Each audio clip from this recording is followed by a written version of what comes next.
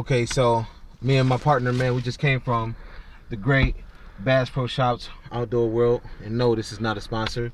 Just one of our, favorite stores to shop at for all types of fishing gear. So now this year I want to take it serious. I want to take it to another level. So what I did was went to the store and I went to go buy me 2 Maxx Baitcast reels, and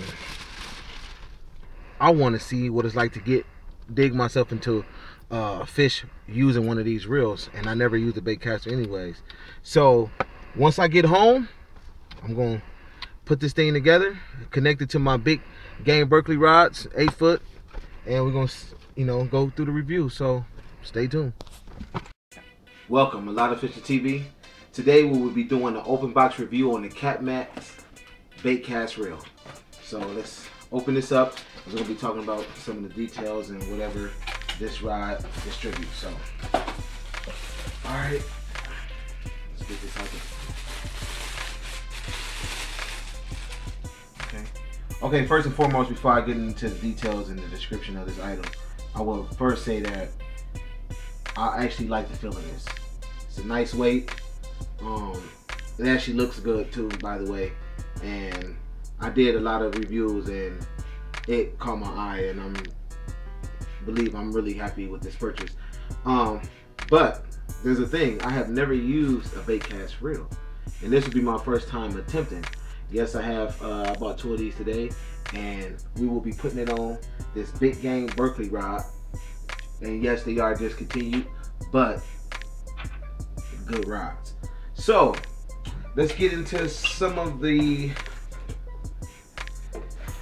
description of this thing. 4 bar bearings, 3+1, which give it a nice smooth cast, because there's a lot of catfish reels that's pretty much in that 1 to 3 bar bearings, and I like the 4.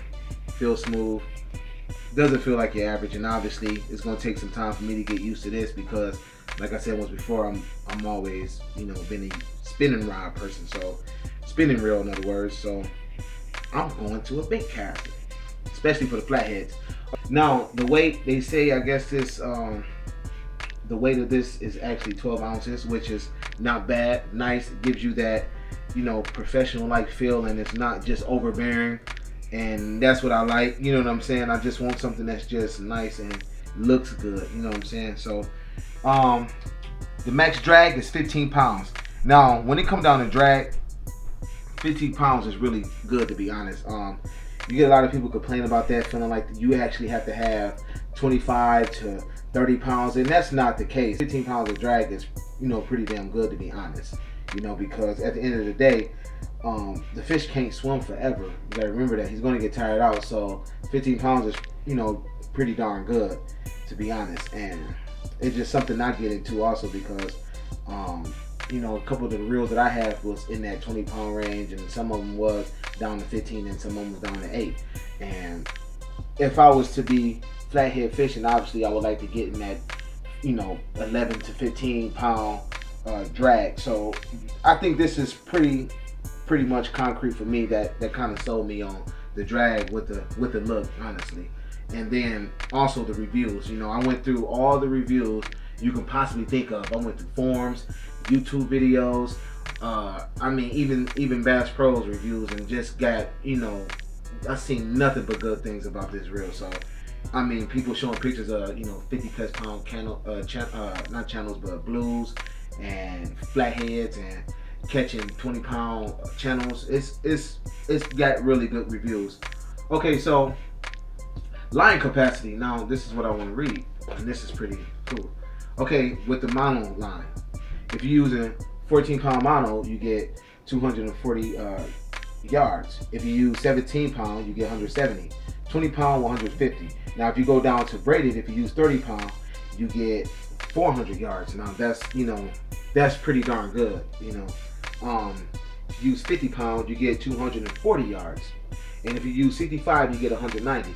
Now I'm going to tell you something with me. Depending on the braid that I use, which I prefer to use spider wire stealth braid, or let me see, there's another one, or Power Pro, and those seem to do real good. They're durable, strong, and they do not fray as easy as a lot of the other braids that I have tried once before. So considering that these show more performance, not saying they cast farther, but in most cases people use these for catfish because of the performance and the smooth cast, and that's a lot of things that people, you know, aim for when they buy things like this. And what can it do? What's the drag? The power, you know, the power of the drag, and you know, the bearings, and you know, also just, you know, getting used to this is something that newcomers like myself want to do, because obviously when you go out there and catfish, you want to have the best performance possible,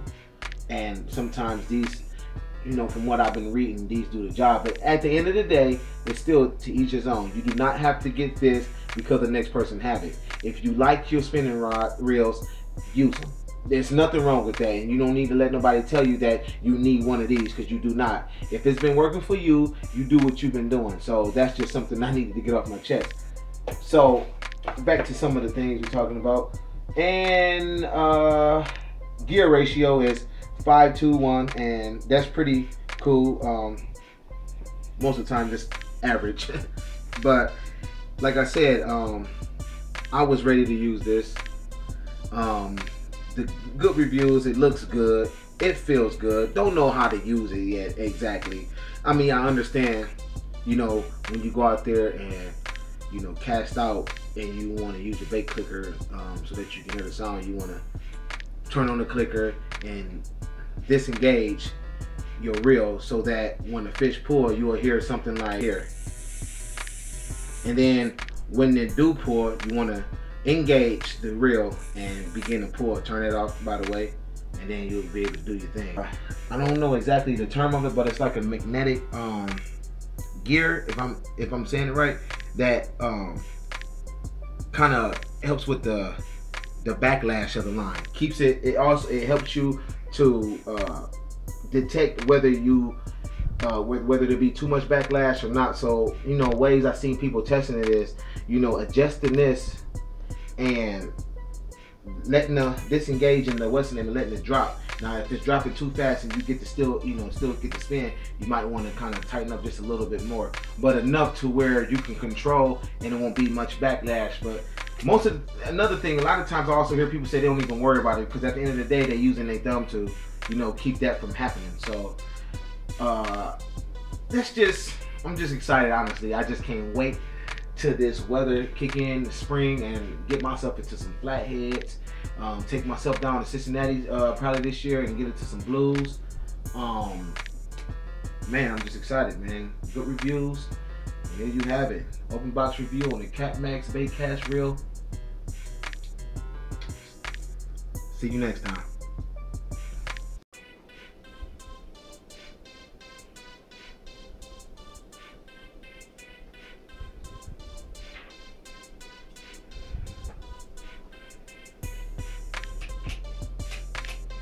Yeah, I didn't have my drag tight enough, that's why I didn't.